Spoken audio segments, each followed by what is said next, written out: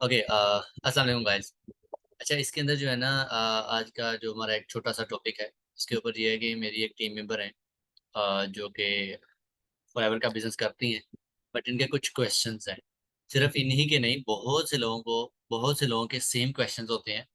और हम लोग जो है ना, बहुत ज़्यादा कामों में बिजी होने की वजह से शायद प्रॉपरली और जो है ना कॉम्प्रिहेंसिवली आंसर्स नहीं कर पाते। या कभी कभी ऐसा होता है कि कुछ लोग न्यूली इस सिस्टम को ज्वाइन कर चुके होते हैं और वो खुद डाउटफुल होते हैं, और वो प्रॉपरली जब क्वेश्चन उनसे पूछे जाते हैं उनको रिप्लाई नहीं कर पाते। तो मैं ये छोटी सी वीडियो बना रहा हूँ खासतौर पे अपने टीम मेंबर्स के लिए, जो मेरी टीम के लोग हैं, या वो लोग जो कि मेरे रेफरेंस से जो है ना फॉरएवर स्टार्ट करना चाह रहे हैं।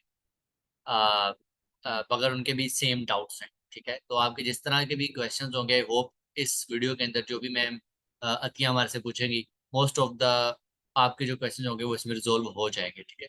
Okay, ma'am Atiya, now you can start from your first question. उसके बाद जो है ना आपने मुझे टाइम देना है, मैं आपको प्रॉपर जवाब दूंगा, फिर हम नेक्स्ट क्वेश्चन पे चलेंगे, ठीक है।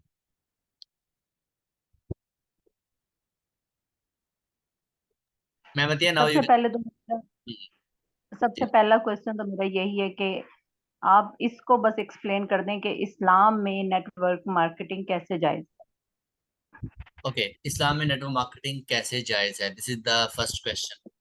अच्छा, इस्लाम, जब इस्लाम की शरीयत लिखी जा रही थी ना, या जब शरीयत बनी, जो जब लाइक अहदीस के ऊपर वर्क हुआ या इस सब चीज़ों में, तो तब नेटवर्क मार्केटिंग इंट्रोड्यूस नहीं हुई थी, राइट। तो इसका मतलब ये तो हम मान सकते हैं कि ये तो कहीं भी नहीं लिखा होगा कि नेटवर्क मार्केटिंग हलाल है या नेटवर्क मार्केटिंग हराम है। ये तो कहीं भी नहीं लिखा होगा, राइट। अच्छा, अब इस तरीके से बहुत सी चीज़ें जो है ना, ऐसी बहुत सी तब्दीलियां दुनिया में आई, जो कि with the passage of time I. तो इस्लाम में उनके बारे में डायरेक्ट जो कहते हैं, जो कोई हुक्म नहीं है। फॉर एग्जांपल, आप आजकल हम एसी यूज करते हैं, आजकल हम लाइक मैं इंटरनेट यूज कर रहा हूँ, मैं जूम यूज कर रहा हूँ। तो हजूर सल्लम के दौर में या सहाबा किराम के दौर में ये चीजें नहीं थी।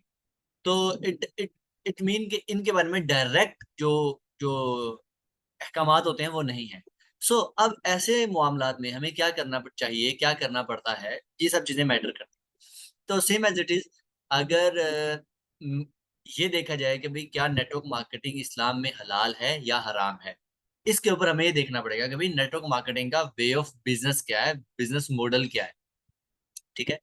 हम जिस कैटेगरी में काम करते हैं, मैं जिस कंपनी के साथ काम कर रहा हूँ, मैं काम करता हूँ डायरेक्ट सेल्स एसोसिएशन से रजिस्टर्ड कंपनीज के साथ। मैं उन कंपनीज का नाम कतई नहीं ले रहा जो कि पैसा पे पैसा बनाने की बात करती हैं। फॉर एग्जांपल्स, बहुत सी कंपनीज ऐसी हैं, जैसे कि फॉरसेज का नाम ले लिया, या इसके अलावा और भी बहुत सी कंपनीज ऐसी हैं जिनके प्रोडक्ट में दम नहीं होता, ठीक है। या जो कि प्रोडक्ट की को ओन नहीं करती, उसकी पेटेंट, उसकी एवरीथिंग मैन्युफैक्चरिंग को खुद ओन नहीं करती, किसी और का प्रोडक्ट बेचती हैं, वो सब कंपनीज भी इसी कैटेगरी में आती हैं, जिनको मैं रिप्रेजेंट नहीं कर रहा। और थर्ड, जो कि मनी मेकिंग स्कीम्स होती हैं, जाके मैंने फोर्सेस बता दिया, मेटाफोर्स, ब्ला ब्ला ब्ला, इस तरह की बहुत है, मैं किसी को मेंशन ज्यादा नहीं करना चाह रहा, ठीक। तो मैं उन कंपनी की नुमाइंदगी नहीं कर रहा, मैं सिर्फ और सिर्फ डायरेक्ट सेल्स कंपनीज की नुमाइंदगी कर रहा हूँ। डायरेक्ट सेल्स कंपनीज में ये बिजनेस मॉडल होता है कि आप एक कंपनी के साथ पार्टनरशिप करते हो, वो कंपनी आपको सिर्फ अ लिटिल बिट परचेजिंग के ऊपर अलाउ करती है कि मैं उस कंपनी का इंफ्रास्ट्रक्चर, उस कंपनी का मॉडल, उस कंपनी के प्रोडक्ट्स, उस कंपनी का जो ब्रांड है, इसको अथॉरिटी के साथ यूटिलाइज कर सकूं, ऑल ओवर द वर्ल्ड, या जिस भी एरिया में वो मुझे अलाउ करें, मैं उधर सेल्स प्रोड्यूस करके इनकम जनरेट कर सकूं, ठीक है। ये एक फर्स्ट थिंग जो कि हमें अलाउ होती है, मैं पर्सनल लेवल पे सेल्स प्रोड्यूस करूं और उसके ऊपर मैं इनकम जनरेट करूं, इस पे मैं पैसा कमा सकता हूं। और सेल्स करके इनकम जनरेट करने में इस्लाम में कहीं भी जो है ना रोकथाम नहीं है, कहीं भी इसको हलाम हराम करार नहीं दिया गया। ये फर्स्ट थिंग होती है। सेकंड थिंग इसमें ये आ जाती है कि हमें दूसरी चीज ये अलाउ होती है कि हम माइक्रो लेवल फ्रेंचाइजिंग कर सकते हैं। माइक्रो लेवल फ्रेंचाइजिंग ये होती है, फॉर एग्जाम्पल मैं मैकडोनल्ड का ओनर हूँ, या माइक वो तो माइक्रो लेवल हो जाती है, वो बड़े लेवल पे होती है, मैं छोटे लेवल पे करता हूँ। फॉर एग्जाम्पल, मैं मैं इसरार चाय वाला के नाम पे मैंने एक जो है ना छोटा सा अपना ब्रांड रजिस्टर किया। अब इसरार चाय वाले ने मेहनत की, 1 2 साल 3 साल में उसने अपना एक नाम बनाया, अपनी एक गुडविल हासिल की। अब कोई और इंसान ये चाहता है कि जो मेहनत इसरार ने की है उस ब्रांड को इतने लेवल तक लेके जाने में, वो इस सब मेहनत के अंदर ना फंसे। वो ये करे कि मुझे कुछ थोड़ा बहुत पे करे और मेरी फ्रेंचाइज बन जाए, मैं उसको अपनी गुडविल यूटिलाइज करने के लिए उससे कुछ अमाउंट लूं, ठीक है, और मैं उसको अपना ब्रांड नेम या ब्रांड अथॉरिटी दे दूं कि चलो जी ये मेरा नाम यूज करो और ये मेरी रेसिपी है, इसको यूटिलाइज करो, और जो मेरी सर्विस की, जिसकी वजह से इतने लोग मेरे से इसरार चाय वाले की चाय पीते हैं, वो सब चीजें मैं आपको देता हूँ, इन सर्विसेज पे काम करो और आगे अपनी सेल्स प्रोड्यूस करो, ठीक है। और जो रेवेन्यू, दो तरह की डील्स हो सकते हैं, या तो वो मुझे डायरेक्ट पे कर दे, या सेकंड मेरा उसके साथ रॉयल्टी हो जाए। लाइक आपकी मंथली जितनी सेल होगी उसमें से एक चंद परसेंट कमीशन मेरा होगा, क्योंकि आप मेरे फ्रेंचाइजर हैं, फ्रेंचाइजी हैं। इस मॉडल को कहते हैं फ्रेंचाइजिंग का मॉडल। मैकडोनल्ड हो गया, केएफसी हो गया, कोकोला हो गया, जितनी भी काफी बड़ी बड़ी कंपनीज फ्रेंचाइजी मॉडल पे काम करती हैं, और फ्रेंचाइजी मॉडल के हक में इस्लाम में बहुत से उलमा कराम ने ऑलरेडी जो है ना इसको अलाउ किया हुआ है कि भाई ये हराम नहीं है। आपने एक मेहनत की है, आपने अपना नाम बनाया है, उस नाम के ऊपर आप किसी को जो है ना बिजनेस करने की अथॉरिटी दे रहे हो और उसके ऊपर आप रॉयल्टी ले रहे हो, तो इसमें कुछ भी हराम नहीं है। और नेटवर्क मार्केटिंग में ये दो चीजें ही मिक्स होती हैं, इसके अलावा और कुछ भी थर्ड थिंग नहीं है। I am just representing direct sales companies.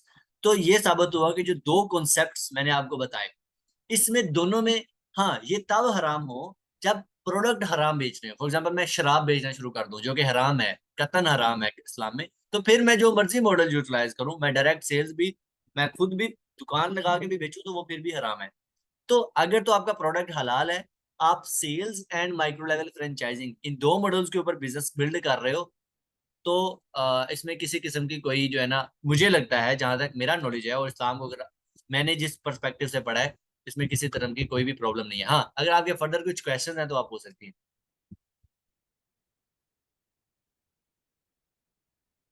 Yes ma'am, you can ask. अच्छा, दूसरा ये कि हुजूर पाक सल्लल्लाहु अलैहि वसल्लम, हमारे प्यारे नबी हजरत मोहम्मद सल्लल्लाहु अलैहि वसल्लम ने फरमाया कि कोई भी ऐसा मामला ना करो बिजनेस में जिसमें शराइत हो।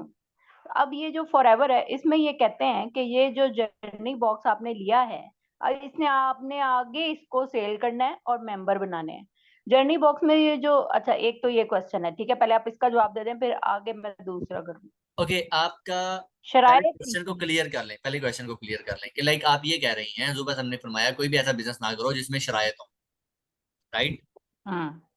अच्छा, पहले तो मुझे, मेरे पास इस चीज हाँ का जी। नॉलेज नहीं है, मगर मगर मैं आपको फर्दर आगे बता दूंगा। और फिर आप ये कह रही हैं कि फॉरएवर के बिजनेस में ये शर्त है कि तुम ये जर्नी बॉक्स लो और फिर आगे लोगों को भी यही जर्नी बॉक्स बेचो, right? Is it your question? हाँ, मतलब वो भी ये लाजमी लें और बिजनेस स्टार्ट करें। नो, आई मैं मेरे लिए आपका क्वेश्चन क्लियर नहीं है। फॉर एग्जांपल, मैंने आपको 2cc करवाया, अब क्या जी। मैं अगर आपको ये कहूं कि आप लोगों को भी 2cc करवाएं और ये लाजमी है, आपके अकॉर्डिंग ये शर्त है, जी। और फॉरएवर वाले आपको ये कहने पे मजबूर करते हैं। और अगर वो ये ना कहें यस। कि आप आगे आप ना बेचो चाहे, बट वो आपका 2cc करवा दें, और फिर ये शर्त नहीं है, राइट? यस। यस, ओके, यही question. So let me just clear the question, let me just clear the answer. तो इन्होंने ये क्वेश्चन किया है कि हुजूर पाक सल्लल्लाहु अलैहि वसल्लम ने ये कहा है कि, वैसे मुझे इस चीज का अंदाजा नहीं है, मुझे इस चीज का इल्म नहीं है कि हुजूर पाक सल्लल्लाहु अलैहि वसल्लम की ऐसी कोई हदीस है कि नहीं। हाँ, आप इस चीज को खुद वेरीफाई कर सकते हैं। अच्छा, खैर जहां तक इनका क्वेश्चन है वो ये है कि शराइत ना हो, लाइक मेरे मुताबिक मैंने इस बिजनेस को मोर देन 2.5 ईयर्स दिए हैं, और मैंने इन डेप्थ नॉलेज लिया है, एक एक चीज को समझा है। फॉरएवर लिविंग के बिजनेस के अंदर ये चीज कहीं भी मेंशन नहीं है, एक जगह पे भी पूरी पॉलिसी में ये कहीं भी मेंशन नहीं है जहां पे ये लिखा गया हो कि अगर आपने 2cc किया, अगर आपने 2cc किया तो आप मजबूर हैं कि किसी और को 2cc करवाएं, अदरवाइज आपको इनकम नहीं आएगी। This is 100% wrong statement. अगर ये आपको किसी ने कहा है तो उसने आपके साथ और फॉरएवर के साथ गद्दारी की है। फॉरएवर का बिजनेस मॉडल ये नहीं है, और ना ही किसी भी डायरेक्ट सेल्स कंपनीज का बिजनेस मॉडल ये होता है। मैं आपको सिंपल सा बता सकता हूँ, कि फॉरएवर का बिजनेस मॉडल क्या है, पहले उसको समझ लेते हैं। फॉरएवर का बिजनेस मॉडल ये है कि मुझे अलाउ करती है कि मैं उसके साथ बिजनेस पार्टनरशिप करूं। उसके लिए मैं फॉरएवर के साथ दो तरह की डील कर सकता हूँ। या तो मैं अगर फास्ट मोड में जाना चाहूँ तो मैं डायरेक्ट एक जर्नी बॉक्स परचेज करके अपना बिजनेस स्टार्ट कर लूँ, या मैं आराम आराम से कुछ अरसे में प्रोडक्ट्स को लाइक लाइक परचेज करूँ और उससे मुझे एक लेवल मिल जाए। और अगर फिर जरूरी नहीं है कि उनको परचेज करने के बाद मैं बस कमाऊं, लाइक एएस हो ही गया हूं, नो। फिर भी फॉरएवर मेरे से पूछती है कि भाई आपने 2 सीसी के प्रोडक्ट्स परचेज कर लिए हैं, क्या अब आप चाहते हो कि आपने फॉरएवर का बिजनेस करना है, या आप सिर्फ हमारे कस्टमर चाहते हो? यहाँ पे भी मेरे पास अथॉरिटी होती है। अब अगर मैं कहता हूँ कि मैंने बिजनेस करना है, तो फिर मुझे फॉरएवर ये कहती है ओके, क्योंकि आप हमारे बिजनेस पार्टनर हैं, आपको पूरी दुनिया के अंदर हमारे वेयर हाउसेस मौजूद हैं, आपको मैं हमने ये अथॉरिटी दे दी है, आप हमारे डायरेक्ट डिस्ट्रीब्यूटर बन गए हैं, आपके पास ये वेब स्टोर है, आपके पास ये मेंबरशिप है, ठीक है, आप हमारे ऑथराइज एफपीओ हैं। अब आप पूरी दुनिया में इन अपना वर्ड ऑफ माउथ, जो आपने फील किया, जो आपको रिजल्ट मिला, उसके बारे में बात करें और हमारे प्रोडक्ट की बेनिफिट्स लोगों को बताएं। अब आपकी वजह से अगर कोई पर्सन प्रोडक्ट्स को लेगा तो उसके ऊपर आपको इनकम मिलेगी। और अगर आपकी इनकम की वजह से आपने जो एक्सपीरियंस किया, आपको इस एक्सपीरियंस से मजा है कि यार सिर्फ वर्ड ऑफ माउथ मार्केट करने से मुझे पैसे भी आ रहे हैं और मुझे बिल्स वगैरह भी पे नहीं करने पड़े और मेरा बिजनेस ग्लोबली है, और इस चीज से अगर आपको अच्छा लगा, फिर आप चाहें तो अपने साथ और लोगों को भी बिजनेस ज्वाइन करवा सकते हैं जो कि लाइक माइंडेड हो, जो कि ये चाहते हों कि उनको कोई एक्स्ट्रा इनकम अपॉर्चुनिटी मिले। Otherwise there is no any policy कि जहां पे ये लिखा गया हो कि भाई ये करना जरूरी है अदरवाइज तुम्हें कोई बेनिफिट नहीं होगा, ऐसा कुछ भी नहीं है। वो लोग जो ये करते हैं वो अपने लिए और अपने डाउनलाइंस के लिए और कंपनी के खिलाफ लाइक गलत एक्शंस लेते हैं, इनका जवाब वो खुद देंगे, कंपनी इसको कहीं भी ऑन नहीं करती। आई होप आपका क्वेश्चन क्लियर हो गया होगा। अगर मैं सही से जवाब नहीं दे रहा हूँ आप मेरे से काउंटर क्वेश्चन कर सकती हैं। ठीक है। तीसरा प्रोडक्ट के बारे में है कि ये आप लोग कहते हैं बस सिर्फ फायदे बताने हैं, नुकसान नहीं बताने। हालांकि किडनी पेशेंट के लिए एलोवेरा जेल इतना बेनिफिशियल नहीं है, बल्कि सीवियर केसेस में उनकी हालत खराब भी हो जाती है अगर बहुत ज्यादा एलोवेरा जेल वो करते हैं, यूज करते हैं। एक ये बताना है। इसका क्या आंसर है कि आप प्रोडक्ट के साइड इफेक्ट्स नहीं बताते, सिर्फ हमें ये अलाउ होता है कि आपने सिर्फ फायदे ही फायदे बताने हैं और कस्टमर को जाने नहीं देना। ओके, तो ये इनका एक क्वेश्चन है कि एज एन एफपीओ हमें ये क्यों कहा जाता है कि सिर्फ फायदे बताओ और नुकसानात ना बताओ। अच्छा, तो, इसका एक जो है ना सिंपल सा एक टेक्निकल आंसर है जो कि मैं आपको बताना चाहता हूँ। सबसे पहले, क्या कंपनी ये कहती है कि सिर्फ फायदे बताओ? नो। कंपनी ये कहती है कि आपने जो प्रोडक्ट यूज किया है, आपको जो एक्सपीरियंस हुआ है, सिर्फ वो शेयर करो, वेदर वो अच्छा है या बुरा है। वर्ड ऑफ माउथ मार्केटिंग का मतलब ही ये होता है कि मैंने ये चीज यूज की है, मुझे ऐसा लगा है। अगर मुझे बुरा लगा है तो मैं बताऊंगा मुझे बुरा लगा है, अगर मुझे अच्छा लगा है तो मैं बताऊंगा मुझे अच्छा लगा है। हाँ, ये हो सकता है कि कंपनी के अलावा आप और कंपनी के दरमियान जो आपका अपलाइन है वो आपसे ये कहे कि भाई आप सिर्फ फायदे बताएं, सिर्फ फायदे बताएं, तो इसमें भी आप बाउंड नहीं है। हर इंसान इंडिपेंडेंट है इस बिजनेस के अंदर। कहीं पे भी ये नहीं लिखा हुआ कि सिर्फ अपने अपलाइन की बात फॉलो करें, कहीं पे भी पूरी पॉलिसी में ये नहीं लिखा हुआ।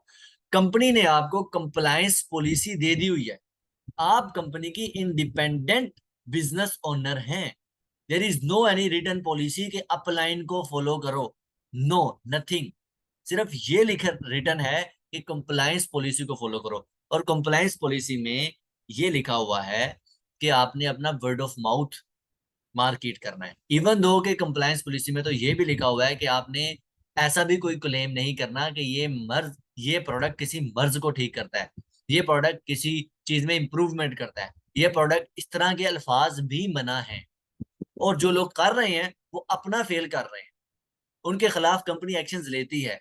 आपने उनको आप उनके खिलाफ कंप्लेन कर सकते हैं विद एविडेंसेस, तो कंपनी उनको बंद भी करेगी।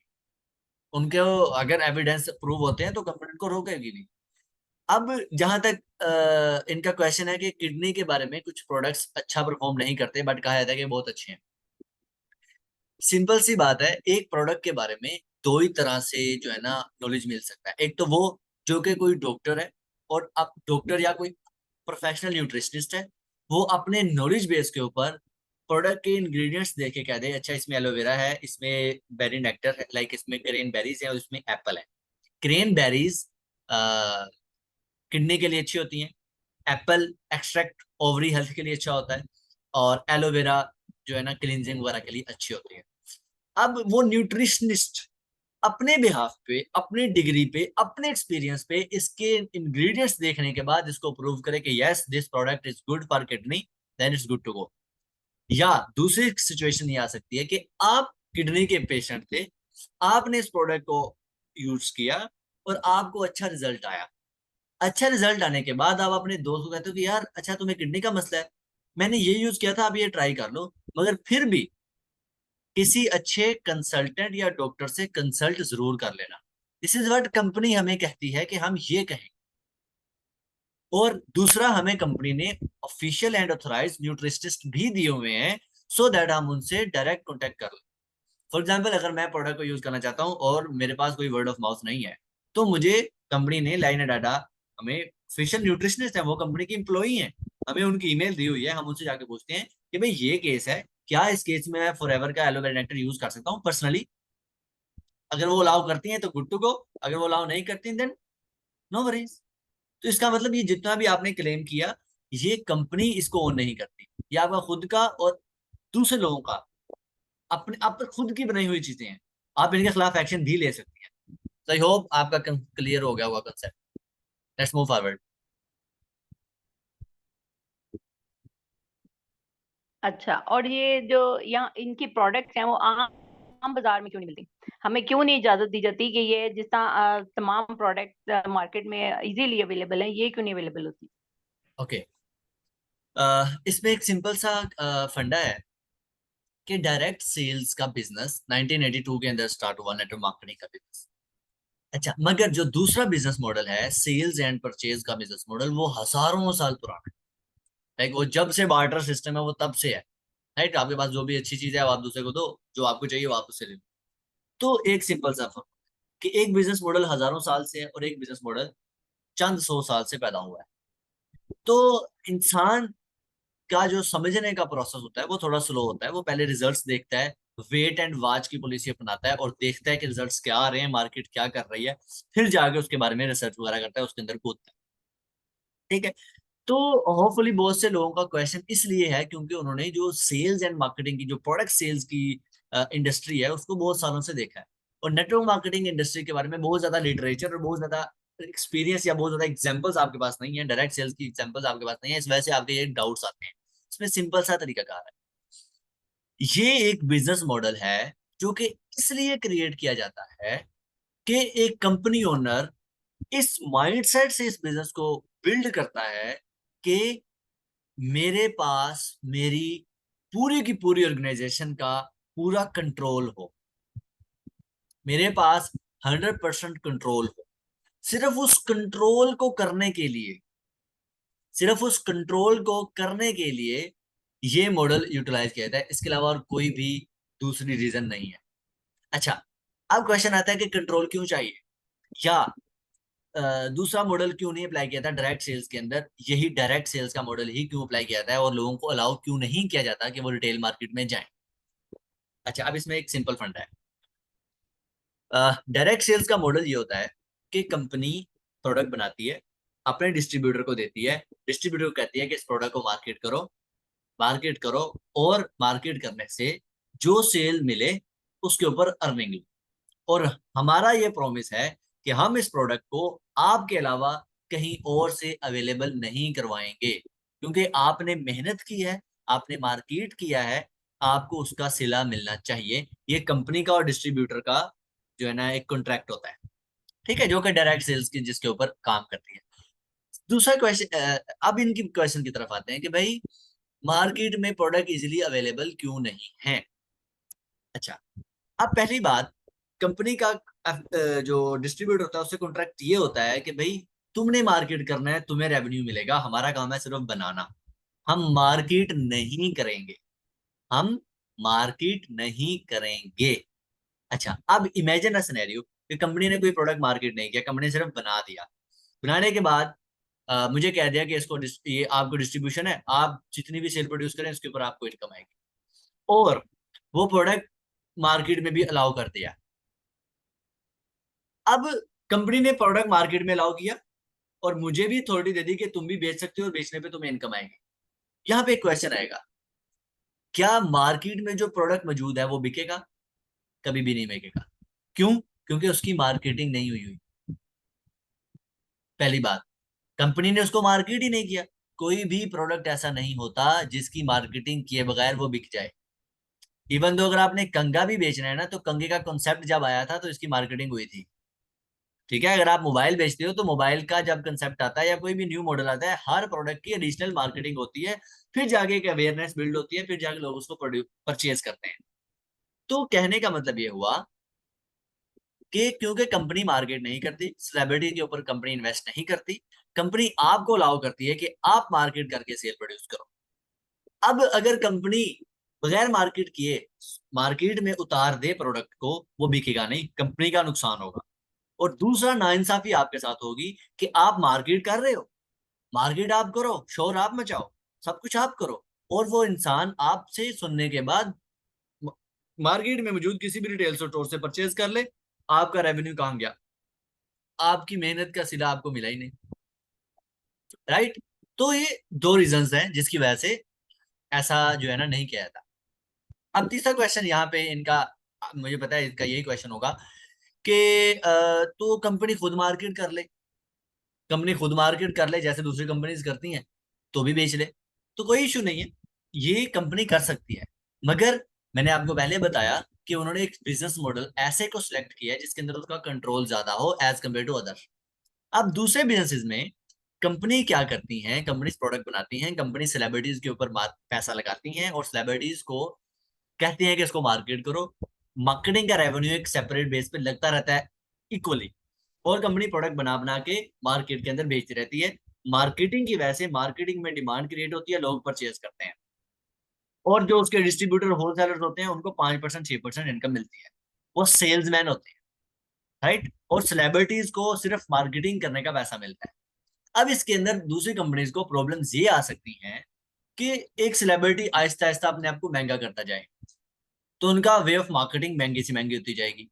ठीक है। दूसरा, अगर वो किसी डिस्ट्रीब्यूटर को कोई प्रोडक्ट दे रही है और वो डिस्ट्रीब्यूटर, ठीक है, उस प्रोडक्ट को, उस प्रोडक्ट के जो है ना की कॉपीज वगैरह बेचना शुरू कर दे, कंपनी को कोई कंट्रोल नहीं है। ठीक है, क्योंकि इसमें ऑथराइजेशन नहीं दे रही है। और भी बहुत सी चीजें हैं, मार्केट में नकली सामान आ जाए, या उसके अलावा जो है ना प्राइस में कोई मोनोपोली वगैरह करना शुरू करते हैं। फॉर एग्जाम्पल, कंपनी बना बना के दी जा रही है और एक शेयर वाला है, वो जनाब ये सारे के सारे शेयर की कोला जो है ना अपने पास रख ले, और उस शहर के लिए डिमांड एंड सप्लाई के रूल के अकॉर्डिंग प्राइस बढ़ा के बेच दे, कंपनी कुछ नहीं कर सकेगी। तो इस तरह के बहुत से ऐसे प्रॉब्लम्स, जो कि जो कन्वर्शन हमारा जो आमतौर पे ट्रेडिशनल बिजनेस है उसमें बहुत से प्रॉब्लम्स आते हैं, जिसके ऊपर इन बिजनेस ओनर्स को कंट्रोल नहीं होता। जब उनको कंट्रोल नहीं होता तो वो लॉन्ग टर्म बिजनेस नहीं बिल्ड कर पाते, वो शॉर्ट टर्म रूल्स के साथ चलते हैं। बट अगर नेटवर्क मार्केटिंग या डायरेक्ट सेल्स के बिजनेस को देखा जाए, इसके इसके अंदर ओनर को 100% कंट्रोल होता है। वो प्रोडक्ट मैन्युफैक्चरिंग डिस्ट्रीब्यूशन से लेके एंड कस्टमर रिव्यू तक भी वो कंट्रोल कर सकता है, और अपने बिजनेस को लॉन्ग टर्म बिल्ड कर सकता है। तो इस वजह से वो इस मॉडल पे चलते हैं और दूसरे लोग दूसरे मॉडल पे चलते हैं। अगर इसमें भी कोई आपका काउंटर क्वेश्चन है तो आप पूछ सकते हैं। चलें, ये तो हो गया क्लियर। और नेक्स्ट क्वेश्चन ये है कि इस्लाम में ये जायज नहीं है कि आप किसी चीज का इतना ज्यादा प्रॉफिट लें कि वो प्रोडक्ट जो है वो बहुत ज्यादा एक्सपेंसिव हो, जबकि मार्केट में एलोवेरा जेल की ही अगर मैं मिसाल लूं, तो आपका जेल जो है वो अब अप्रोक्सीमेटली 8,000 का है, और कॉमनली जो एलोवेरा जेल है वो ज्यादा से ज्यादा 2,000 का है। तो ये इतना ज्यादा एक्सपेंसिव प्रोडक्ट क्यों है? ओके, ओके, मैंने आपका क्वेश्चन ले लिया। पहली बात यह है कि इस्लाम में जो रेवेन्यू या जो आ, आपको क्या कहते हैं परसेंटेज का कॉन्सेप्ट है, वो जिस सेंस में है आप उसको रीड करें। ठीक है, और मैं जो आपको बताने लगा हूं इस कॉन्सेप्ट को भी समझें। मैं इस्लाम के खिलाफ कोई बात नहीं करने लगा। अच्छा, जहां तक मेरा नॉलेज है और जहां तक आप खुद भी इस पे रिसर्च करें, एक बिजनेस का एक ही फंडामेंटल मॉडल है। अगर आप एक प्रोडक्ट बनाते हो, आप उस प्रोडक्ट को खुद ओन करते हो, आप उस प्रोडक्ट की मैन्युफैक्चरिंग, आप उस प्रोडक्ट का फॉर्मूला, आप उस प्रोडक्ट का पेटेंट, आप उस प्रोडक्ट की ब्रांड ओनरशिप को सोली ओन करते हो, तो आपके पास पूरा इख्तियार है कि आप उसकी क्या प्राइस लगाओ क्या नहीं। इसके अंदर कोई दो राय नहीं है, पूरी दुनिया में हर बिजनेस इसी तरह होता है। ठीक है, आप खुद रिसर्च करना चाहती हैं, आप खुद भी कर सकती हैं। अगर मुझे चाहती हैं तो मैं आपके साथ चैट जीपीटी के साथ जो मेरी कन्वर्सेशन हुई है वो भी दिखा सकता हूँ, फिर रेफरेंसिंग आप उसको खुद भी लर्न कर सकती हैं। कहने का मतलब ये है कि अगर फॉर एग्जांपल ये एक प्रोडक्ट है, मैं इस प्रोडक्ट को बनाता हूँ, मैं इस प्रोडक्ट का फॉर्मूला, इसकी ब्रांडिंग, इसकी पेटेंटिंग, हर चीज को 100% ओन करता हूँ, और मैं इसकी एक कीमत लगाता हूं, तो दुनिया में कोई ऐसी ताकत नहीं है और ना ही इस्लाम मुझे इस चीज से मना करता है कि मैं इसकी क्या कीमत लगाऊं, क्योंकि मुझे इस वैल्यू का खुद को पता है, कोई मेरे साथ कंपैरिजन नहीं कर सकता। ठीक है, इस्लाम किस केस में मना करता है? इस्लाम इस केस में मना करता है कि मैं कमोडिटी के ऊपर बिजनेस करूं। फॉर एग्जाम्पल, मैंने चावल पर जो है ना खरीदा, खरीदा नहीं, मैंने चावल बोया, मुझे चावल मिला। अब चावल को बोने में जेरा मेरा जितना पैसा लगा, उन सब के ऊपर मैं 5%, 10%, 15% ले लूं, या मैक्सिमम 20-25% ले लूं और उसको मार्केट में बेच दूं, या मार्केट में जो भी प्राइस चल रही है उसके अकॉर्डिंग मैं उसको बेच दूं। इस्लाम मेरे से यहां तक बात करता है, राइट। बट अगर मैं ये देखूं, अगर मैं इस पॉइंट ऑफ व्यू से बात करूं कि मैंने इस प्रोडक्ट को बनाने में जो फॉर्मूला लगा, जो रिसर्च एंड डेवलपमेंट के पैसे लगे, वो सब कुछ, और उसके बाद इसको मार्केट करने में या एंड डिस्ट्रीब्यूटर तक पहुंचाने में जो मेरा इंफ्रास्ट्रक्चर लगा, उन सब की प्राइस मैंने इसमें से निकालनी है, या मैं अदर देन दिस प्रोडक्ट आपको कुछ और भी एडिशनल बेनिफिट्स दे रहा हूं, तो मैं उसको खुद से ओन करूं। अब कौन सी ताकत ऐसी होती है जो कि इस प्रोडक्ट की प्राइस को कम करवा सकती है? वो होती है सिर्फ मार्केट। मार्केट सबसे बड़ा इंसाफ करने वाली चीज होती है। लोगों ने प्रोडक्ट को एक्सेप्ट या डिक्लाइन करना होता है उसकी प्राइस के ऊपर। अच्छा, अब बात करते हैं फॉरएवर की प्राइस के एंड उसकी चीजों के ऊपर। अगर तो आम ब्रांड है और वो कोई भी प्राइस लगाता है और वो उस ब्रांड को मार्केट करने में या वैल्यू गिविंग में इतना हाई लेवल जाता है कि उस वैल्यू को वो उस प्राइस के अकॉर्डिंग वेरीफाई कर सके, तो फिर तो लोग उसको कबूल करते हैं। बहुत से बड़े बड़े ब्रांड्स हैं, लुई विटॉन हो गया, जारा हो गया, और बहुत से बड़े बड़े ब्रांड है, उनका भी बिक रहा होता है। बट फॉरएवर के केस में कहानी कुछ डिफरेंट होती है। फॉरएवर मुझे ये प्रोडक्ट देती है, राइट। मुझे इस प्रोडक्ट की मैं इस प्रोडक्ट की प्राइस पे करता हूँ, सिर्फ इस प्रोडक्ट की प्राइस नहीं पे करता। फॉरएवर मुझे साथ में बिजनेस मॉडल भी देती है। फॉर एग्जाम्पल, अगर मैं as a new person join करना चाहता हूँ, तो मुझे सिर्फ परचेजिंग की पेमेंट नहीं करनी, मुझे लाइफ टाइम बिजनेस की पेमेंट करनी होती है एक्चुअल में।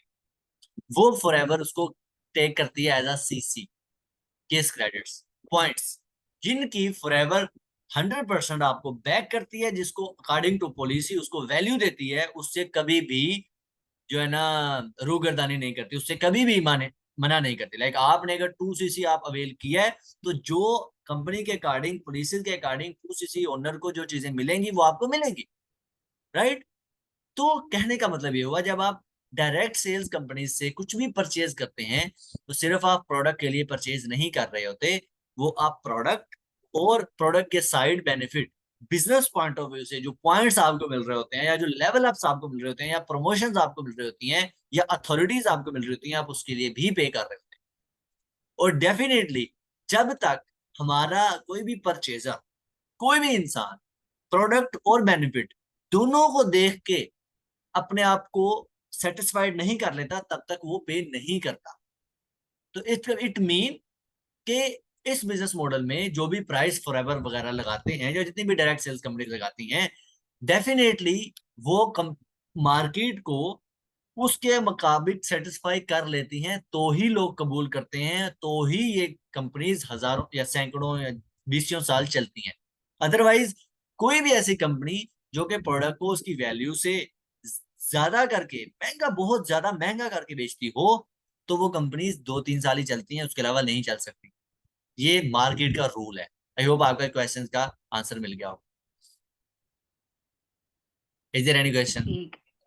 हाँ जी, दूसरा एक प्रोडक्ट के हवाले से मेरा लास्ट क्वेश्चन है कि आप लोग क्लेम करते हैं कि जी लाजमी वेट लॉस होगा, जबकि मोस्टली अवर कस्टमर जो हैं वो 9 डेज में उनका 1-2 kg वो बहुत ही हो गया तो 4 kg तक होता है उसके, और इधर जो क्लेम किया जाता है कि जी आप बहुत ही पतले हो जाएंगे, और मतलब धोखाधड़ी भी एक तरह का शामिल है। और खास तौर पर आपकी जो स्किन केयर प्रोडक्ट हैं उनमें तो रिजल्ट तो 6 महीने, क्या मेरा ख्याल है साल बाद ही मिलता है, शायद मिलता भी नहीं बाजुका। बहुत ही मतलब स्किन केयर के प्रोडक्ट और वेट लॉस के प्रोडक्ट में जो है वो इतनी ऑथेंटिक रिजल्ट नहीं होते जितना दावा किया जाता है। इसकी क्या ओके। वजह है? ओके। कंपनीज जो कि प्रोडक्ट सेल्स कंपनीज होती हैं और डायरेक्ट सेल्स कंपनीज होती हैं, इनमें दो में फर्क होता है। प्रोडक्ट सेल्स कंपनीज दावे खुद करती हैं। ठीक है, फॉर एग्जांपल अगर मैं बात करूँ ना डिटोल की या सेफ गार्ड की, तो सेफ गार्ड का या डिटोल का या किसी भी प्रोडक्ट सेल्स कंपनीज का अपने प्रोडक्ट को लेके जो भी क्लेम होता है वो क्लेम करके कंपनी मार्केट करती है। मगर डायरेक्ट सेल्स कंपनीज ऐसा कोई भी दावा नहीं करती। आपको एज ए एफडीओ मैं मतिया ये करना चाहिए कि कंपनी की जो प्रोडक्ट्स को लेके क्लेम पॉलिसी है आप उसको रीड आउट करें। Let me just show you one of my screen. मैं आपको दिखा भी सकता हूँ कि कंपनी क्या क्या क्लेम्स वगैरह करती है और क्या क्या जो है ना आपको कहने का अलाउ करती है। ओके।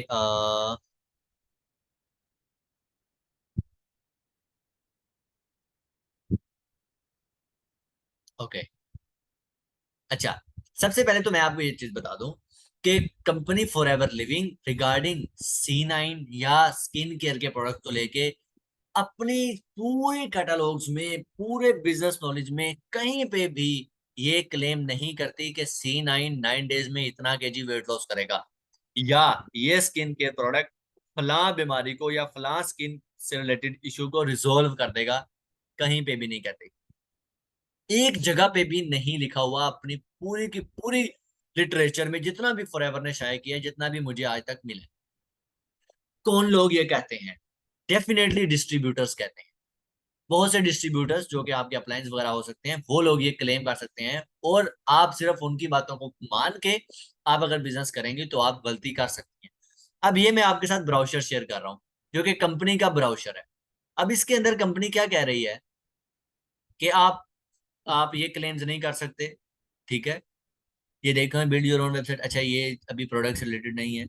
अगर मैं, हाँ अब आप ये देखें, don't mislead customers to into thinking your Google ad is placed by Forever Living product. ये तो और सेंस में। अच्छा, don't you as seen and, अच्छा ये बिजनेस अथॉरिटी से पॉइंट ऑफ व्यू से, मैं प्रोडक्ट्स के पॉइंट ऑफ व्यू से कर, you can net sell retail और शॉप। अच्छा, ये भी नहीं है।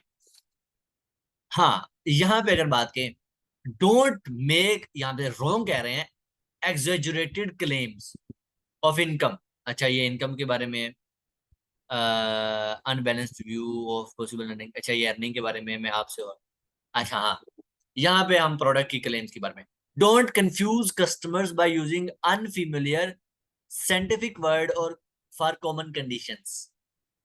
फाल्सली क्लेम्स, जैसे आपने कहा कि मेरा एक्सपीरियंस है 2 से 3 केजी लॉस होता है, मगर ये क्लेम किया जाता है कि 9-10 केजी लॉस करेगा। तो आप अपने कस्टमर्स को बताएं कि नहीं जी, 9-10 केजी नहीं लॉस होता, 2-3 केजी लॉस होता है। ये आपका एक्सपीरियंस है, ये तो है word of mouth marketing, right? अच्छा, कंपनी इसके बारे में क्या कहती है? कंपनी ये कहती है पर्सनल टेस्टिमोनीज, एक्सपीरियंस शेयर करें, राइट? उसके बाद आप कहती हैं स्पीक टू, आप refer someone to speak to their physician, simple is that, right? अच्छा, उसके अलावा कंपनी तो ये भी कहती है, देखें, कंपनी कहती है कि इस तरह के पोस्टर्स ना लगाएं, एक्नी सॉल्यूशंस में इस तरह की चीजें आप ना करें। ठीक है, उसके अलावा कंपनी आपको और मैं आपको ये कर, अच्छा, these are some real example of the comparison, please do not, हाँ वही ना, ये वाली एग्जांपल्स हैं जो कि कंपनी कहती है कि ना करें। Online shop for ever living, या जनाब जी ये प्रोडक्ट कितने दिनों में वेट लॉस हो जाएगा। ठीक है, इस तरीके से फाल्स क्लेम्स ना करें, राइट? सिर्फ आप इस तरीके के पोस्टर्स या बैनर्स में, इन बैनर्स और पोस्टर्स में कहीं भी नहीं लिखा हुआ कि ये मैदे को ठीक करता है या ये जिगर को ठीक करता है, या ये स्किन के लिए। आप ये देखें, ये कंपनी का पोस्टर है, कहाँ लिखा हुआ है कि ये एक्ने ठीक कर देता है या ये कर देता है? ये कहता है जी refreshing gel cleanser, light weight soft lathering cleanser है। सिर्फ प्रोडक्ट का बेनिफिट तय हुआ है, सोल्यूशन नहीं, ये नहीं लिखा हुआ कि ये किस चीज का सोल्यूशन है। अब यहाँ पे बात आती है, आई होप आपके क्वेश्चन क्लियर हो गया कि कंपनी का पॉइंट ऑफ व्यू क्या है। मगर यहाँ पे बात आती है फिर बेचेंगे कैसे। सिंपल सा फंड है, यूज करो, एक्सपीरियंस शेयर करो, पहली तरीका का। दूसरा, अगर आप सोल्यूशन सेल्स में भी जाते हो तो एक्सपर्ट्स को इन्वॉल्व करो। आप अगर स्किन केयर के बारे में कोई स्किन केयर सोल्यूशन बेचना चाहते हो तो आप अपने इर्द गिर्द का कोई डर्माटोलॉजिस्ट से बात करो, उस डर्माटोलॉजिस्ट को अपने प्रोडक्ट्स दिखाओ, उसको कहो कि यार ये देखो ये प्रोडक्ट्स हैं, मैं इन पे बिजनेस कर रही हूँ, आप मुझे बताओ इनमें से कौन से प्रोडक्ट्स किन किन मसलों में हल हो सकते हैं। अपने नॉलेज की बेस के ऊपर कोई क्लेम करो, डर्माटोलॉजिस्ट क्लेम करे, ना कि कंपनी, ना ही आप। और कंपनी इस चीज को अलाउ करती है कि कोई authorise dermatologist, authorise physician, authorise nutritionist आपके प्रोडक्ट्स को लेके कोई क्लेम करे, और वो कस्टमर कंपनी या आपकी बिहाफ पे नहीं, उस न्यूट्रिशनिस्ट के बिहाफ पे उस प्रोडक्ट को परचेज करे, और रिजल्ट ना मिले तो उस न्यूट्रिशनिस्ट, उस फिजिशियन या उस अथोराइज पर्सन उससे पूछे, ना कि आपसे या कंपनी से। कंपनी तो ऐसा कोई क्लेम किया ही नहीं हुआ, और ना ही आपको अलाउ भी करती है। ठीक है, तो जो लोग ये करते हैं या कहते हैं तो वो लोग खुद से गलत करते हैं, उनका हिसाब उन्होंने खुद देना है। ऐसा कोई करता आपको मिले तो आप उसकी कंप्लेन जरूर कर सकती हैं, ये कंपनी ने मना किया हुआ है। जो चीजों से मना किया हुआ है कंपनी उसको ओन करेगी, ये कंप्लायंस पॉलिसी है। आप कह सकती हैं, आप क्लेम करके मार्केट को ठीक कर सकती हैं अगर आपको लगता है कि ये गलत हो रहा है। ठीक है, एनी अदर क्वेश्चन? अच्छा, अब जो प्रोडक्ट के हवाले से तो मेरी काफी सेटिस्फेक्शन हो गई है। अब दूसरी चीज जो मैंने आपसे पूछनी थी कि जब हम एक बंदे को बिजनेस में लेके आते हैं, उसका जो प्रॉफिट हमें मिला वो तो जायज है, वो इस्लाम में भी जायज है। हम्म। लेकिन इस्लामिक पॉइंट ऑफ व्यू से वो काम जिसमें हमारा माल भी ना लगा हो और हमारी मेहनत भी ना लगी हो और हमें पैसे आए, बकौल आपके पैसे इनकम आए, हम कुछ भी ना करें और पैसे बैठे बैठे आ जाए हमारे पास, तो वो हलाल नहीं है। ये सबसे मेन और अहम पॉइंट है कि जिस चीज के लिए हमने ना पैसे लगाए ना मेहनत की, और वो हमें पैसे क्यों मिले पैसिव इनकम के तौर पे। यानी हम्म। थर्ड जनरेशन, जो सेकंड जनरेशन की जो लोग, जैसा मैंने मेरी डाउन लाइन में से कोई और बंदा किसी को रिक्रूट करता है तो उसका हम्म। प्रॉफिट मुझे क्यों मिले, ओके, मैनेजर को। या ओके, सो जो इनका क्वेश्चन ये है कि आप डायरेक्ट इनकम तो कमाओ, मगर आपके डाउन की डाउन में अगर कोई बिजनेस करे तो उसके ऊपर आपको पैसा नहीं आना चाहिए। तो ये आपको बैठे उठाए बेले बैठे पैसे आते हैं, तो आप इसको ओन नहीं करना चाहिए आपको। एंड सेकंड चीज ये है कि ऐसी इनकम हराम है इस्लाम के अकॉर्डिंग, और फॉरएवर के अंदर अगर ये होता है तो ये गलत है, इसकी वजह से हम जो है ना बिजनेस को नहीं करते। इनके पॉइंट ऑफ व्यू से ये क्वेश्चन है। पहली बात, फॉरएवर में ऐसा कहीं भी पॉसिबल ही नहीं है कि आप कुछ भी ना करें और आपको इनकम आए। ऐसा पॉसिबल 100% नहीं है, 0% पॉसिबिलिटी है आपकी अर्निंग की अगर आप कुछ भी नहीं करें। फॉर एग्जाम्पल, मैं फॉरएवर बिजनेस ओनर हूँ और मैंने पूरा मंथ कुछ भी नहीं किया, मैं एक मैनेजर हूँ, मैंने कुछ भी नहीं किया, और मुझे मैनेजर बनने के बाद जो है ना मंथ के बाद 9-10 लाख आए। अगर ये क्लेम है, अगर मैं मतलब आपका यही क्वेश्चन है ना? जी जी, यही है। बिल्कुल, ओके। और मुझे इनकम आए तो ये डेफिनेटली हराम है, और ये फॉरएवर के अंदर गलत है। अच्छा, फॉरएवर लिविंग में ऐसा पहली बात होता ही नहीं है। पूरी दुनिया में हजारों सैकड़ों ऐसे फॉरएवर के मैनेजर्स हैं जो कि इस वक्त टका नहीं कमा रहे, 1 रुपया भी नहीं कमा रहे, हालांकि वो भी मैनेजर्स हैं। हजारों सैकड़ों ऐसे भी असिस्टेंट सुपरवाइजर, सुपरवाइजर्स, एएम हैं जो कि कुछ भी नहीं कमा रहे, हालांकि वो भी एएम है। अगर तो ये कहा जाए कि फॉरएवर के बिजनेस में थोड़ी देर बिजनेस कर लो और उसके बाद फिर पैसा ही आता रहता है, और जो कि इस्लाम के भी खिलाफ है, तो इसका मतलब फिर उनको भी आना चाहिए, उनको क्यों नहीं आ रहा? राइट, उनको नहीं आ रहा, इट मीन कि ये एक पहली बात तो गलत होगी कि भाई अगर आप कुछ भी नहीं करोगे तो भी पैसा आएगा, तो ये क्लेम तो गलत हो गया। अच्छा, अब दूसरी बात ये हुई कि बात ये हुई कि फॉर एग्जाम्पल मैंने कुछ किया, मैंने आप फॉरएवर ये कहती है कि आप फोर्स से एक्टिव करो, फिर आपको पैसिव इनकम मिलेगी, राइट। अच्छा, इसका मतलब मैं कुछ ना कुछ तो कर रहा हूँ। अच्छा, अब मैंने कुछ किया तो मुझे पैसिव इनकम क्यों मिलनी चाहिए? मुझे क्यों पैसिव इनकम मिले? क्योंकि मैंने तो उन कस्टमर्स के ऊपर टाइम नहीं लगाया, वो मेरे डायरेक्ट कस्टमर तो थे ही नहीं। अब मैं बताइएगा, ये क्वेश्चन हो सकता है मैंने फोर्सेस एक्टिव किया, ठीक है, मुझे अपनी डायरेक्ट इनकम में ज्यादा बोनस मिल जाए, मुझे मेरी पैसिव इनकम, मुझे पैसिव इनकम क्यों मिले? वो हराम हो सकती है। अच्छा, अब मेरा एक काउंटर क्वेश्चन ये है कि क्या इस्लाम ये कहता है कि फॉर एग्जांपल मैं किसी कंपनी का ओनर हूं, मैंने मेहनत की, मैंने एक कंपनी को ओन किया, और उस कंपनी को बनाने, उसका मॉडल सब चीज बिल्ड करने के बाद मैं उस कंपनी का फाउंडर एंड ओनर तो हूं, मगर उस कंपनी का सीईओ मैं किसी को एम्प्लॉय के तौर पे रख लूं, उसका मैनेजर मैं किसी को एम्प्लॉय रख लूं, उसका एडमिन मैं किसी को एम्प्लॉय रख लूं, उसमें वर्कर मैं किसी को एम्प्लॉय रख लूं, और मैं एक ऐसी स्टेज पे आ जाऊं कि मेरा काम हो सिर्फ और सिर्फ चेक एंड बैलेंस, वो भी सीईओ का, और सीईओ का काम हो पूरी कंपनी का चेक एंड बैलेंस। मेरा काम है सिर्फ, मैंने पूरा मंथ इंजॉयमेंट करनी है, और मैंने सीईओ से मीटिंग करनी है, हाँ भाई कैसे चल रही है, क्या प्रोग्रेस है, क्या सेल्स आ रही है, कितना रेवेन्यू जनरेट हो रहा है, बस। क्या इस्लाम कहता है ये हराम है? मुझे इसका आंसर दें। नहीं, वो तो जाहिर है उसका हक है। वो उसका हक है, क्योंकि उसने कंपनी बनाई, उसने रिस्क लिया, उसने प्रोडक्ट बनाया, उसने मार्केटिंग में मेहनत की, सब कुछ किया, सिस्टम बिल्ड किया, सिस्टम बिल्ड करने के बाद उसने इंप्लॉइज रखे, इंप्लॉइज को वो पे कर रहा है, राइट। और उसके बाद वो सेटिस्फाई होकर आराम से बैठा है और अपना टाइम एंजॉय कर रहा है। Same fundamental and same principle हमें डायरेक्ट सेल्स बिजनेस मॉडल भी अप्लाई करने में इजाजत देता है। मैं आपको इसी एग्जांपल देता हूँ। मैं फॉरएवर का बिजनेस ओनर हूँ, मैं अपनी टीम बिल्ड करता हूँ।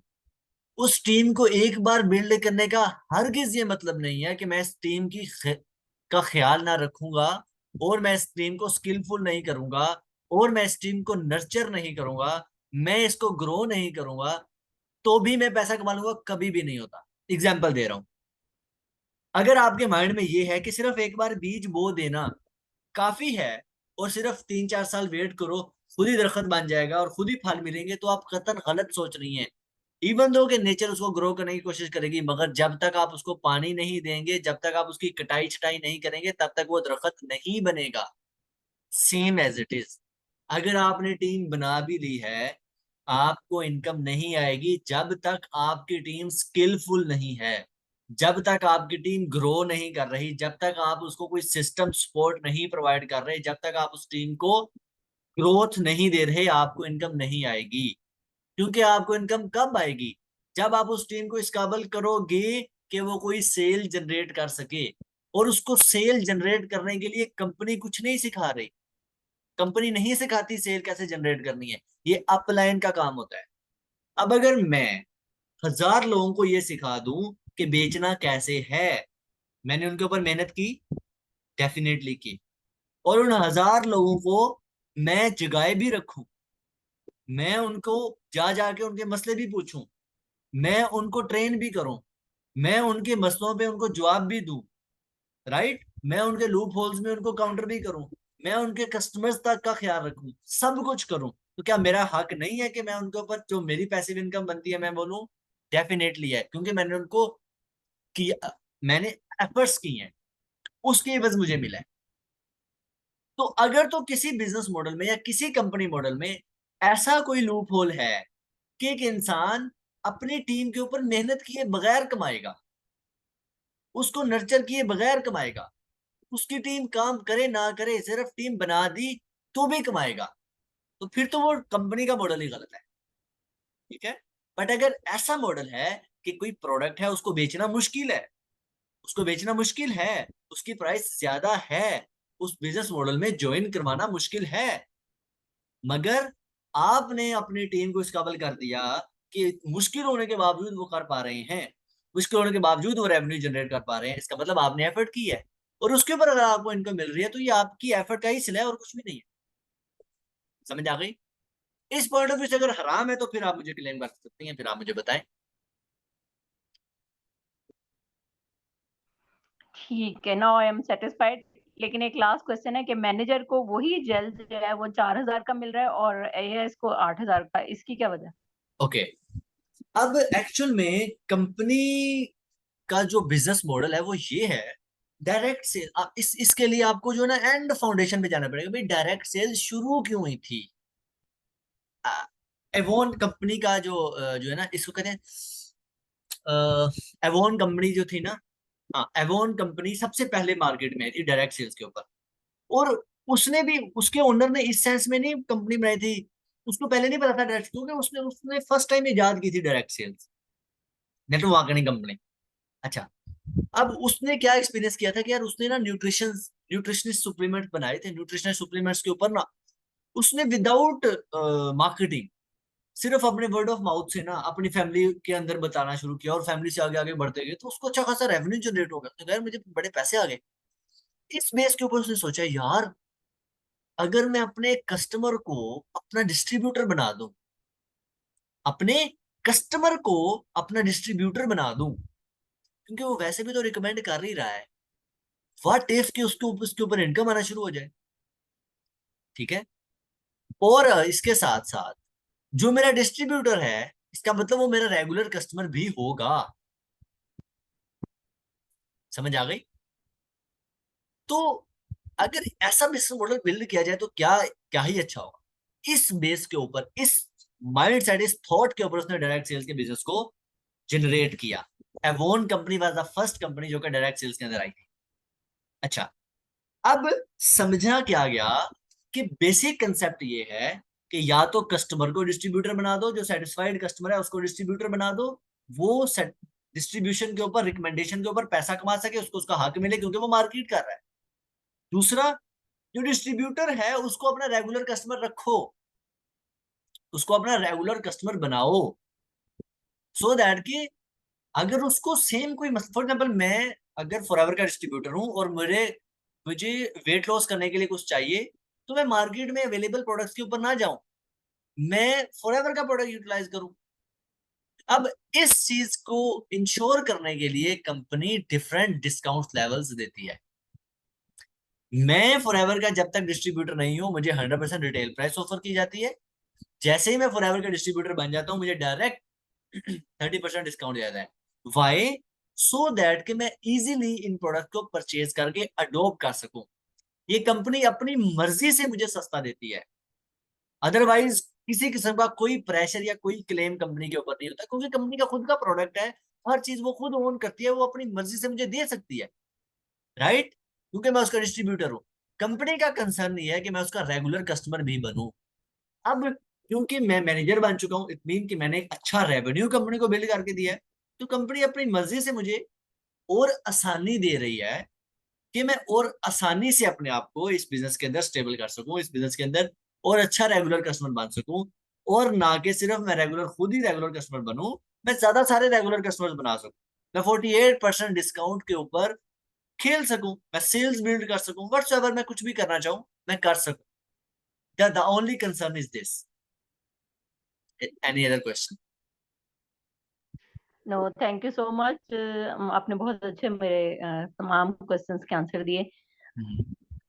ओके, मैं मतिया, अगर आपका, मैंने जो आंसर्स दिए इनमें से किसी भी क्वेश्चन के बारे में, क्योंकि आपका काम सिर्फ ये नहीं था कि क्वेश्चन पूछना, आप काउंटर क्वेश्चंस भी कर सकती थी, क्योंकि एक पॉडकास्ट थी जो कि बहुत से लोग देखेंगे भी इन फ्यूचर भी, और उनके भी क्वेश्चंस क्लियर होंगे। तो हो सकता है आपके माइंड में भी मेरी पूरी कंक्लूजन में या डिस्कशन में कोई क्वेश्चंस आए हो, बट आप क्योंकि म्यूट थी, आपने पूछे ना हो, अब आप वो पूछ सकती हैं। नहीं नहीं, कोई भी नहीं है, मेरी तसल्ली हो गई है, मेरे तमाम क्वेश्चंस के आंसर मुझे मिल गए। Okay, that's very good, it mean कि now you are ready to build your business. Yes, may be may be Yes, why later. not? Why not? Why not? Please clear your why, और अपनी जो है ना confusions clear करें, because opportunity, मैं आपको एक बात बता दूं, अच्छा इस सबसे मजे की बात बताऊं, एफएलपी में 15 मिलियन एफपीओज हैं, मोर देन 53% मुस्लिम्स हैं, और ये सिर्फ एफएलपी है जिसमें इतनी मुस्लिम रेशो है। आज तक की कोई भी डायरेक्ट सेल्स कंपनी इतनी मुस्लिम रेशो नहीं रखती। How amazing it is! क्योंकि इनके प्रोडक्ट्स अच्छा, में कोई ऐसा प्रोडक्ट नहीं है जो कि हराम हो, एक दो प्रोडक्ट्स के बारे में है, मगर वो भी आप मजबूर नहीं हो, ना ही वो आपके जर्नी बॉक्स में है। दुबई के अंदर जितने भी मुस्लिम ममालिक हैं उसमें किसी भी जर्नी बॉक्स के अंदर वो प्रोडक्ट नहीं है, लाइक हमारा फॉरएवर फ्रीडम नहीं है, राइट, मुस्लिम ममालिक में। तो इस वजह से कंपनी ने इस चीज का भी ख्याल रखा हुआ है। तो जब तक आपके प्रोडक्ट में हराम चीज नहीं है और आप हलाल प्रोडक्ट्स के ऊपर बिजनेस बिल्ड कर रहे हो और आपके पास अच्छी अपॉर्चुनिटी है, तो आपको उसको लर्न करना चाहिए, क्योंकि डाउट्स के साथ अगर जियोगे तो कंपनी बंद नहीं हो रही। ना ही आपके डाउट्स की वजह से मेरी इनकम में कोई फर्क आ रहा है, ना ही आपकी डाउट्स की वजह से जरेज मोगन को या रेक्स मोगन को कम इनकम जा रही है, वो कमा रहे हैं। डाउट्स हैं आपके अपने, इनको क्लियर भी आपने खुद करना है, वाई भी आपने खुद स्ट्रॉन्ग करनी है और बिजनेस भी आपने खुद बिल्ड करना है। कंपनी तो आपके आपके लिए खुली किताब है। कंपनी के साथ, कंपनी की पॉलिसी के अकॉर्डिंग, कंप्लायंस पॉलिसी के अकॉर्डिंग बिजनेस करें। किसी इंसान, किसी अरे गहरे नत्थु फहरे की बातों में आने की जरूरत नहीं है। लेजेट एफबीओज, लेजेट वेज के साथ इंडिपेंडेंटली बिजनेस करें, आप इजीली ग्रो करेंगे। ठीक है, I hope you have challenge clear. करना। ओके। एक सेकंड, एक लास्ट मेरे जहन में जी बात जी। आई कि पाकिस्तानी की करंट इकोनॉमिकल कंडीशन में हाउ इज इट पॉसिबल कि जो कस्टमर्स हमारे बन सकते हैं ओके, इन यहाँ पे आपने पाकिस्तान। क्वेश्चन किया कि पाकिस्तान में, हाँ, अब मेरा मानना ये है कि वो चीज बेची जाए जिसकी डिमांड।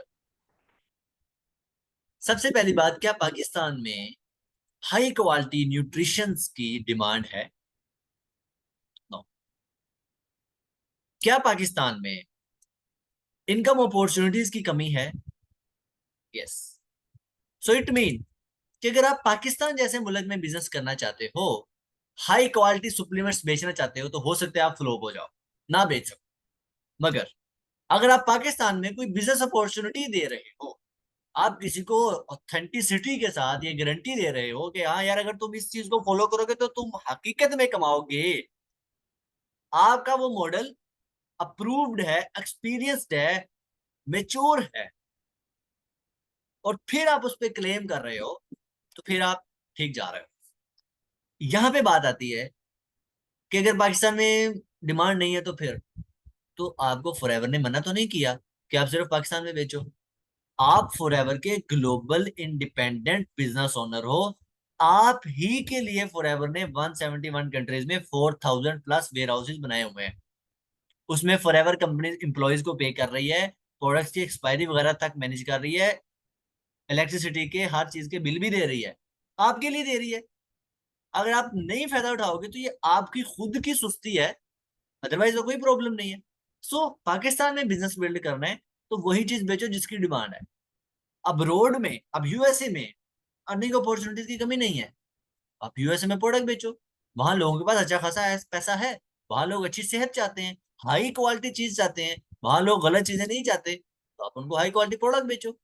तो फर्स्ट वर्ल्ड कंट्रीज या ऐसे मुल्क जहाँ पे अच्छा पैसा है वहां पे प्रोडक्ट बेचो। जहाँ पे पैसा नहीं है, पाकिस्तान, इंडिया, अफगानिस्तान, ईरान, इन मुल्कों में आप बिजनेस अपॉर्चुनिटी बेचो। Simple is that. Is there any question? No, thank you so much, thank you very much. Okay, wish you all the best. I hope guys, okay, I hope guys आप लोगों ने भी इन question को सुना होगा। Most of the question जो कि आपके माइंड में आते होंगे, मैंने उनको जो है ना प्रॉपरली कवर किया है। बाकी मेहमतिया is one of my downline, जो है ना, क्योंकि एक्चुअल में इनके जो क्वेश्चंस हैं, अगर ये मेरे बिजनेस मॉडल को या मेरे वर्किंग मेथोडोलॉजी को अप्लाई करें तो ये क्वेश्चन के हरगिज ना हो। अब क्योंकि इनके क्यों है, इसकी रीजन कुछ और है, लाइक इनका मेरे से ज्वाइन करने से पहले का प्रीवियस बैकग्राउंड, वो उसकी वजह से जो है ना इनके माइंड में ये क्वेश्चंस थे। तो शायद इनको बहुत टाइम नहीं बढ़िया। मिला, मुझे टाइम मिला कि मैं इनको प्रॉपरली दे पाता, बट मैंने सोचा अब इन्होंने कुछ गुड। क्वेश्चंस किए, मैंने सोचा कि इनके साथ ना प्रॉपर एक सेशन किया जाए जो कि मैं इनके भी क्वेश्चंस को आंसर करूं, और हो सकता है आप लोगों के भी कईयों के क्वेश्चंस के आंसर इसके थ्रू मिल गए होंगे। फर्दर मोर अगर आपके कोई क्वेश्चंस हैं तो इसी वीडियो के डिस्क्रिप्शन में मैं अपना इंस्टाग्राम हैंडल मेंशन कर रहा हूँ, आप उस इंस्टाग्राम पे जाएं, मेरे से किसी भी तरह का क्वेश्चन प्राइवेट बिजनेस से रिलेटेड या डायरेक्ट सेल इंडस्ट्री से रिलेटेड पूछना चाहते हैं तो आप पूछ सकते हैं। Wish all the best. Okay ma'am, Allah Hafiz.